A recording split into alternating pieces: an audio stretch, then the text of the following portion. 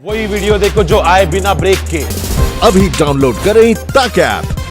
नमस्कार, मैं हूं शम्स ताहिर खान और आप देख रहे हैं वारदात। 2 चरणों में 40 दिनों के लिए भारत बंद है। भारत बंद की फिलहाल आखिरी तारीख 3 मई है, पर 3 मई के बाद क्या होगा? क्या 3 मई के बाद लॉकडाउन खत्म हो जाएगा और भारत खुल जाएगा? तो इस सवाल का जवाब आप जानें उससे पहले एक अहम जानकारी। देश और दुनिया के तमाम एक्सपर्ट्स ये कह रहे हैं कि भारत में कोरोना की असली तस्वीर अप्रैल के आखिर और मई के पहले 2-3 हफ्ते में सामने आएगी। शायद इस दौरान कोरोना अपने पीक पर होगा। तो जब कोरोना अपने पीक पर होगा तो लॉकडाउन का क्या होगा? तो पेश है इसी पेचीदा सवाल पर ये रिपोर्ट। 3 मई के बाद भारत में क्या होगा? 3 मई के बाद लॉकडाउन खत्म हो, 3 मई के बाद लॉकडाउन और आगे बढ़ेगा, 3 मई के बाद लॉकडाउन में या फिर लॉकडाउन जून जुलाई तक जारी रहेगा? ये वो सवाल हैं जिनका जवाब हर देशवासी जानना चाहता है। मगर ये सवाल जितने आसान हैं, जवाब उतने ही पेचीदा। देश और दुनिया के तमाम एक्सपर्ट्स और वैज्ञानिकों की नजर भी इसी सवाल पर है,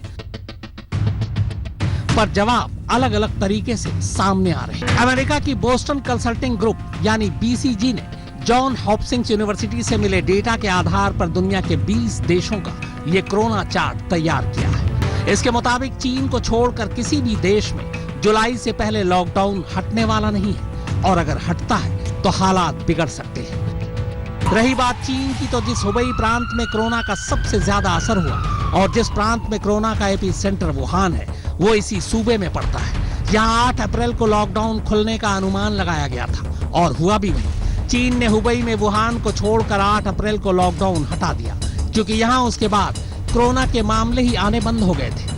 मगर दुनिया भर के दबाव और चीन में मौत के आंकड़ों पर उठ रहे सवाल के बाद यहाँ अचानक करीब 1300 मौत के नए आंकड़े दर्ज किए गए। BCG ऐसा अनुमान लगा रही है कि भारत में ये लॉकडाउन जून के आखिरी हफ्ते से लेकर सितंबर के दूसरे हफ्ते तक चल सकता है। इसके बाद भी हालात की संवेदनशीलता को ही देखकर भारत सरकार को ये लॉकडाउन हटाना या उसमें रियायत देने का फैसला लेना होगा। मगर इससे पहले लॉकडाउन हटाना भारत के लिए मुश्किल भरा फैसला हो सकता है, क्योंकि अगर ऐसा हुआ तो भारत में कोरोना पॉजिटिव केसेस की बाढ़ और देश के मौजूदा मेडिकल सिस्टम के हिसाब से इसे संभाल पाना मुश्किल होगा। BCG ने यह अनुमान भारत में कोरोना के संक्रमण के फैलने के बाद अब तक के डेटा के आधार पर लगाया है। इन्हीं आंकड़ों के आधार पर यह रिपोर्ट भी बता रही है कि देश में कोरोना पीक पर कब पहुंचेगा, कब यहाँ आंशिक तौर पर लॉकडाउन हटाया जा सकता है और कब भारत पूरी तरह से लॉकडाउन हटाने की हालत में। बोस्टन कंसल्टिंग ग्रुप यानी BCG के इस चार्ट को देखिए। इसमें किस देश में कब लॉकडाउन किया गया, कब वहां कोरोना के मामले पीक पर पहुंचे, कब वहां आंशिक तौर पर लॉकडाउन को हटाना शुरू किया गया और कब वहां लॉकडाउन को पूरी तरह से हटाना सुरक्षित माना गया। इसमें इन सब का अनुमान लगाया गया है। इस चार्ट के मुताबिक जिस देश में मौजूदा वक्त में कोरोना के मामले पीक पर हैं, उनमें अभी सिर्फ इटली है, जहां ये मामले 2 लाख के आंकड़ों को छूने वाले हैं। हालांकि उसकी आबादी के लिहाज से ये काफी ज्यादा मामले हैं। वही अमेरिका, स्पेन, फ्रांस, जर्मनी और इंग्लैंड, जहां कोरोना सबसे ज्यादा तबाही मचा रहा है, वहां भी अभी कोरोना अपनी पीक पर नहीं पहुंचा है। यहाँ अप्रैल के आखिरी हफ्ते और मई के तीसरे हफ्ते तक ये मामले अपनी पीक पर पहुंच सकते हैं। BCG के मुताबिक भारत ने कोरोना से निपटने के लिए जिस तरह वक्त रहते लॉकडाउन की घोषणा की, उससे उसने इस बीमारी से निपटने के लिए कुछ वक्त जरूर खरीद लिया है। मगर बावजूद इसके भारत में कोरोना के मामले पीक पर जरूर पहुंचेंगे और इस रिपोर्ट के मुताबिक जून के तीसरे हफ्ते तक भारत में कोरोना के मामले अपनी पीक पर होंगे और जून के आखिरी हफ्ते तक ही भारत लॉकडाउन हटाने की स्थिति में होगा, मगर वो भी सिर्फ आंशिक तौर पर। जबकि हिंदुस्तान में पूरी तरह से लॉकडाउन हटाना सितंबर के दूसरे हफ्ते के बाद ही मुमकिन हो पाएगा। हालांकि भारत को कोरोना से पूरी तरह से आजादी पाने में यह पूरा साल भी गुजर सकता है। हम अगर उससे पहले वैक्सीन आ गई तो ये एक बहुत बड़ी कामयाबी हो। BCG के इस रिपोर्ट के दाईं तरफ आप देखेंगे तो पाएंगे कि कुछ लाल, पीले और हरे रंग के निशान हैं। इनमें पहली लाइन में प्रति 1 लाख मरीजों पर किस देश में कितने बेड हैं, ये दिखाया गया है। भारत के आगे इस लाल निशान को देखेंगे तो पता चलेगा कि इस मामले में भारत की हालत बेहद खराब है। वहीं रेस्पिरेटरी डिजीज के मामले में भारत अच्छे तरीके से हालात को संभाल रहा है, मगर देश में इस एपिडेमिक को संभालने की सलाहियत बाकी मुल्कों के मुकाबले ज्यादा अच्छी नहीं है। आपको बता दें कि दुनिया में आंकड़ों के मामलों में बोस्टन कंसल्टिंग ग्रुप की एक अपनी साख और विश्वसनीयता है, इसीलिए उसकी बातों को तमाम एक्सपर्ट्स और वैज्ञानिक भी गंभीरता से ले रहे हैं। मुनीश देवगन और फारूक माब हैदर के साथ शम्स ताहिर खान, आज तक। भारत में कोरोना के मौजूदा मरीजों को देखते हुए अगर 3 मई को सरकार लॉकडाउन हटाती है तो मान के चलिए कि मई जून में कोरोना अपनी 3rd स्टेज पर पहुंच सकता है और 3rd स्टेज में पहुंचने के बाद कुछ वक्त के लिए मरीजों की तादाद और तेजी से बढ़ेगी। तो फिर क्या 3 मई के बाद तीसरे चरण में तीसरी बार भारत बंद किया जाएगा? तो आइए भारत में लॉकडाउन की सही तस्वीर को देखने और समझने के लिए लॉकडाउन से जुड़ी 6 अलग अलग थ्योरी पर नजर डालते हैं। दुनिया भर के वैज्ञानिकों का मानना है कि लॉकडाउन से कोरोना का यह संक्रमण कंट्रोल तो नहीं किया जा सकता, हाँ, मगर इसे तब तक टाला जरूर जा सकता है जब तक कि इसकी कोई वैक्सीन सामने ना आ जाए या जब तक हम अपनी मेडिकल सुविधाओं को दुरुस्त न कर लें। वेल्लूर के क्रिश्चियन मेडिकल कॉलेज से retired clinical virologist professor T Jacob John के मुताबिक अगर एक बार भारत में लॉकडाउन खुला तो ये मामले बहुत तेजी से ऊपर जाएंगे और बिना तैयारी के इसे संभालना मुश्किल होगा। इंडियन चेस सोसाइटी के मुताबिक भारत कोरोना के मामले में अमेरिका से 1 से 2 हफ्ते पीछे चल रहा है और यहाँ कोरोना अपनी पीक पर अप्रैल के आखिरी या मई के शुरुआती हफ्ते में पहुंचेगा। हाँ, मगर अगर लॉकडाउन जारी रहा तो इस खतरे को टाला जा सकता है।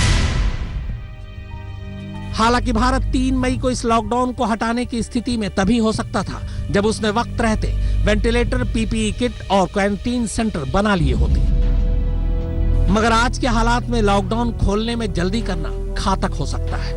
इंग्लैंड के नेशनल हेल्थ सर्विसेज में एक्सीडेंट और emergency consultant doctor Neeraj Patil के मुताबिक इंग्लैंड में भले 1.25 लाख से ज्यादा कोरोना के केस हो, मगर अभी भी कोरोना वहां पीक पर नहीं पहुंचा है और आर्टिफिशियल इंटेलिजेंस के आंकड़े के मुताबिक यहाँ मई के महीने में कोरोना अपनी पीक पर होगा, जबकि भारत उससे पीछे चल रहा है। लिहाजा यहाँ जून जुलाई के महीने में ही कोरोना अपनी पीक पर पहुंचेगा और इस दौरान भारत को एक एक कदम थूक थूक कर रखना होगा।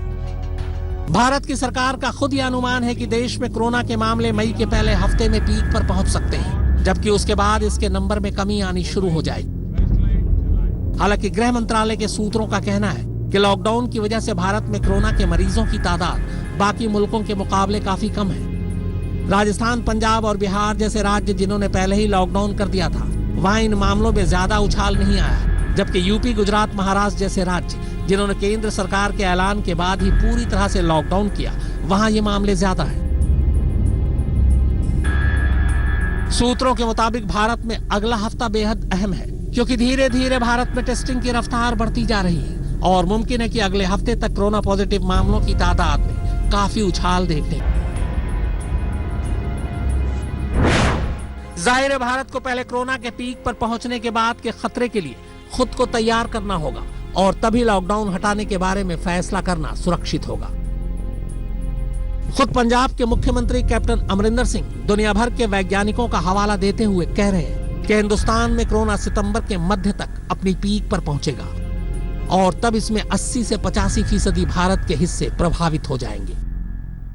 इतना ही नहीं, भारत के करीब 58% लोग तब कोरोना की गिरफ्त में होंगे।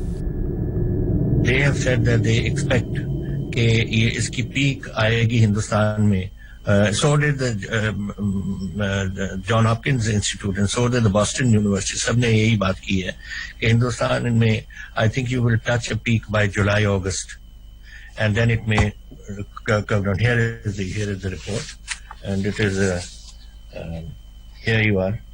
It says that in the SF1 scenario, COVID-19 epidemic in India is estimated to reach its peak in mid-September, not July, mid-September, at a point when 58% of the population has been infected. गर्मी और corona के connection को लेकर भी तमाम तरह की बातें सामने आ रही हैं। मसलन गर्मी आने पर कोरोना का असर कम हो सकता है, मगर जानकारों का मानना है कि आंख बंद कर लेने से यह खतरा टलने वाला नहीं है, क्योंकि ऐसा होगा इसकी उम्मीद कम है। दुनिया में कुछ ऐसे देशों में भी कोरोना ने तबाही मचाई जहां जनवरी से लेकर अप्रैल तक के महीने में गर्मी पड़ती है। वेल्लूर के क्रिश्चियन मेडिकल कॉलेज से retired clinical virologist professor T Jacob John के मुताबिक अव्वल तो ऐसी उम्मीद है ही नहीं, लेकिन अगर ऐसा हुआ भी तो सर्दियां आते आते कोरोना फिर से बैकफायर करेगा। दुनिया के कई और भी ऐसे वैज्ञानिक हैं जो भारत की स्थिति को देखते हुए यह अनुमान लगा रहे हैं कि भारत को कोरोना के प्रकोप से निकालते निकालते 2020 का साल गुजर जाएगा। हालांकि उससे पहले ये उम्मीद की जा रही है कि कोरोना वायरस से लड़ने वाली वैक्सीन तैयार हो जाए। कुछ अच्छा होने के लिए दुआ मांगना अच्छी बात है, मगर इससे यह खतरा टलने वाला भी नहीं है। तो सवाल यह है कि आखिर हम कैसे इस महामारी से लड़ें? कैसे हमारी मेडिकल सुविधाओं को कोरोना से लड़ने के लिए तैयार किया जाए? क्या हमारे पास कोरोना के बढ़ते मामलों के हिसाब से वेंटिलेटर मौजूद है? जानकारों का कहना है कि वेंटिलेटर से ज्यादा हमारे देश को पीपीई किट की जरूरत है, क्योंकि इसकी कमी की वजह से डॉक्टर और मेडिकल स्टाफ कोरोना की चपेट में आ रहे हैं। और अगर ऐसा ही चलता रहा तो मेडिकल स्टाफ की कमी का खामियाजा भी भारत को बहुत जल्द भुगतना पड़ सकता है, क्योंकि जब डॉक्टर और मेडिकल स्टाफ ही नहीं बचेंगे तो इलाज कौन करेगा? इस गलती का नतीजा इटली, स्पेन, फ्रांस और जर्मनी के अलावा अमेरिका जैसे देश भुगत चुके हैं और हमें उनसे सीखने की जरूरत है। फारूक माबहैदर के साथ सुप्रतीम बैनर्जी, आज तक।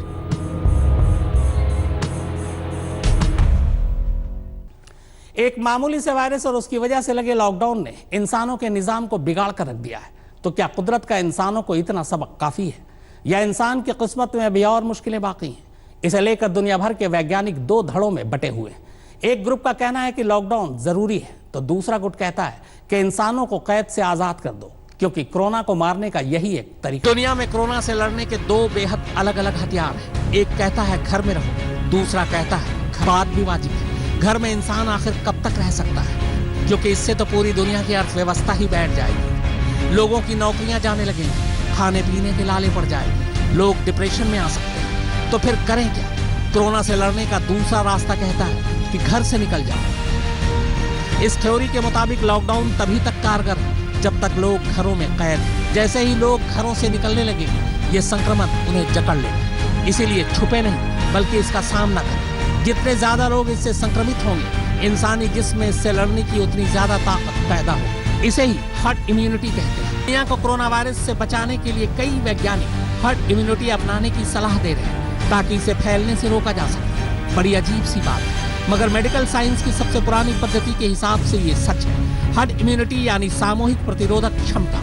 इसका मतलब यह है कि भविष्य में लोगों को बचाने के लिए फिलहाल आबादी के एक तय हिस्से को वायरस से संक्रमित होने दिया जाए। इससे उनके जिस्म के अंदर संक्रमण के खिलाफ सामूहिक इम्यूनिटी यानी प्रतिरोधक क्षमता पैदा होगी। इससे शरीर में वायरस के खिलाफ एंटीबॉडीज बनेंगी, जिसे उनके जिस्म से निकालकर वैक्सीन तैयार करने की कोशिश की जा सकती है, क्योंकि इससे फिर दोबारा कभी ये वायरस न तो उन्हें संक्रमित करेगा और न ही दूसरों को। कोरोना की वैक्सीन बनाने का वैज्ञानिकों को यही सबसे तेज तरीका समझ आ रहा है, वरना वैक्सीन बनते बनते इतनी देर न हो जाए कि दुनिया की आधी आबादी काल के गर्त में समा जाए। शुरुआत में इंग्लैंड और अब स्वीडन हर्ड इम्यूनिटी पर काम कर रहा है। अमेरिका जैसे देशों में जहां कोरोना तबाही मचा रहा है, उनके मना करने के बावजूद स्वीडन अपने देश में हर्ड इम्यूनिटी लागू कर रहा है। इसका तरीका यह है कि लोगों को इन्फेक्शन हो और उनका शरीर उसके खिलाफ इम्यूनिटी डेवलप करे, जैसा खसरा पोलियो के लिए होता है। एक बार इसका टीका लगने के बाद यह हमें दोबारा कभी नहीं होता। वैसे भी कोरोना वायरस के खिलाफ एक बार हर्ड इम्यूनिटी डेवलप हो गई तो फिर कोरोना का वायरस बिना जहर वाला सांप बनकर रह जाएगा। दुनिया इस बात को भी बारीकी से परख रही है कि बिना वैक्सीन के भी कोरोना के कुछ केसेस को छोड़कर किसी ठीक हुए मरीज में इस वायरस ने दोबारा अटैक नहीं किया। वैज्ञानिकों का मानना है कि जब सब लोग घरों में कैद ही हैं, तो कोरोना से ठीक हुए मरीजों पर रिसर्च होना चाहिए। स्वीडन का मानना है कि वो इसी आधार पर कोरोना से लड़ेगा। जिन मरीजों को जरूरत होगी उन्हें भर्ती करके इलाज किया जाएगा, लेकिन पूरा देश या शहर के शहर बंद नहीं होंगे। हालांकि फिलहाल ज्यादातर देशों में वुहान का लॉकडाउन मॉडल ही अपनाया जा रहा है, मगर ये देखना दिलचस्प होगा कि स्वीडन में हर्ड इम्यूनिटी मॉडल क्या नतीजा निकालता है। हिंदुस्तान में जहां ज्यादातर लोगों को मलेरिया और बीसीजी के टीके लगे हुए हैं, ऐसा माना जा रहा है कि इस लिहाज से भी भारत में हर्ड इम्यूनिटी कारगर साबित हो सकती है, क्योंकि भारतीयों की इम्यूनिटी पश्चिमी देशों के मुकाबले स्ट्रॉन्ग है। आंकड़े बताते हैं कि जिन देशों में मलेरिया फैल चुका है, वहां कोविड-19 का असर या तो नहीं है या फिर बेहद कम है। दरअसल ये इसलिए है क्योंकि जिस शरीर में मलेरिया एक बार एक्सपोज हो जाता है, उसके अंदर पाथवे डेवलप होकर जिंक आयनोस्फीयर पैदा हो जाता है, जिससे यह वायरस कमजोर पड़ने लगता है। मगर यह वायरस भारतीयों पर असर ही नहीं करेगा, यह अभी साबित नहीं हो सका। जानकारों का मानना है कि चूंकि यह वायरस एक बड़ी आबादी से होते हुए यहाँ तक पहुंचा है, इसलिए मुमकिन है कि उसने अपना स्वरूप बदल लिया और वैसा ना हो जैसा हम सोच रहे हैं। लिहाजा एहतियात जरूरी है। अभी तक की रिपोर्ट के मुताबिक इस वायरस में बाकी देशों के मुकाबले कुछ बदलाव भी देखा गया है। हालांकि फिर भी वैज्ञानिक ये मान रहे हैं कि भारत में जितनी जल्दी लॉकडाउन खुलेगा उतनी जल्दी लोगों के शरीर में इससे लड़ने की इम्यूनिटी बढ़ेगी। वैज्ञानिकों की सलाह है कि भारत नंबर पर न जाए बल्कि वायरस के रवैये पर जाए। भारत में कोरोना से संक्रमित होने वाले 80% वो लोग हैं जिन्हें पहले से बीमारियां थी, जिनकी वजह से उनके इम्यून सिस्टम में कमी आई। ज्यादातर स्वस्थ लोग इसके चंगुल में आने के बावजूद ठीक हो गए। दरअसल भारतीय उपमहाद्वीप में आने वाले देशों के लोगों की इम्यूनिटी कुदरती तौर पर मजबूत है। इसमें हमारे खान पान की आदत का बहुत बड़ा रोल है। ज्यादा तादाद में मिर्च मसाला खाने की वजह से हमारे शरीर का सिस्टम इन वायरस से पार पाने के लिए मजबूत है। मुनीश देवगन के साथ फारूक हैदर, आज। तो वारदात में फिलहाल इतना ही, मगर आज तक पर खबरों का सिलसिला लगातार जारी है। नमस्कार, मैं हूं अंजना ओम कश्यप। हमें उम्मीद है ये वीडियो आपको पसंद आया होगा। लेटेस्ट खबरों के लिए यूं ही देखते रहिए आज तक, और इस वीडियो के पसंद आने पर लाइक, शेयर एंड सब्सक्राइब करना ना भूलें।